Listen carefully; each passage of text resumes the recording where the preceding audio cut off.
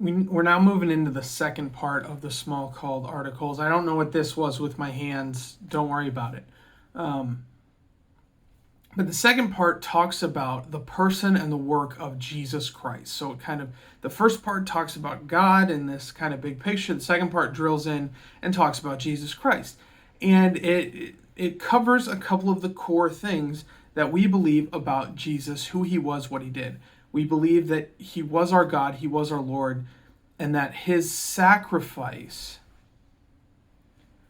is the only thing capable of redeeming us from our sin, from our position of not being good enough before God. What Jesus did on the cross, and then when he rose from the dead 3 days later, is the only thing that marks us as good enough in the eyes of God. And I really, so that's kind of what he talks about, who Jesus was, what he did. But then he says here very clearly, he says, nothing in this article can be conceded or given up. Even if heaven and earth or whatever is transitory passed away. This is I frequently when I'm having conversations about church stuff, I'll clarify with people that there are things that are right that are not hills I'm going to die on. Right? If someone doesn't believe a certain piece of our theology, and my choice is between correcting them and them leaving the church altogether, or living with it, at least for now, and being together in Christian fellowship, I'm going to choose to leave it be for now.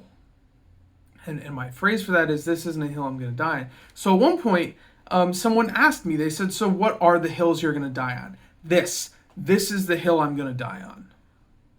That Jesus Christ was the Son of God, that he died, that he rose from the dead, that is what justifies us before God.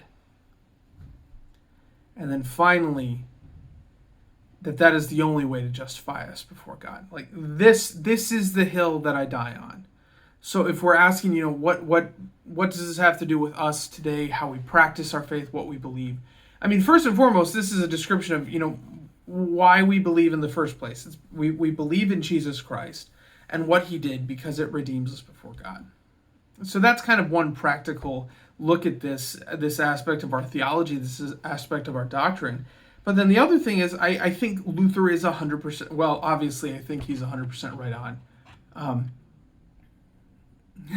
It's in the Book of Concord, so in case you didn't know, pastors are, when we get ordained in the Lutheran Church, we say, we're committed to the doctrine. So obviously I think this is right on. But this is something that I think we can take this part directly into our lives and say, nothing in this article can be conceded or given up. This is the thing that is non-negotiable. So when you're having discussion with friends and maybe they're getting frustrated about your stance on certain issues or your belief about certain things, whatever, you can let a lot of that ride. I'm not saying you never deal with it. I'm not saying you never have those discussions about what is true and right and good. But it's okay to play the long game on those. But this is one of those things that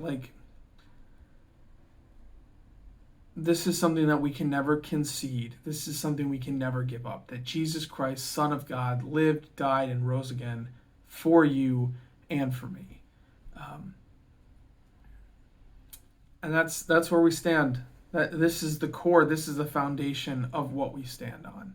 So if you have comments, if you have questions, this is the one that you should get your questions and comments dealt with. Please reach out to me personally, or the comment section below is actually expressly for these kinds of things. So you can use that. With that, brothers and sisters, go in peace. Serve the Lord. Thanks be to God.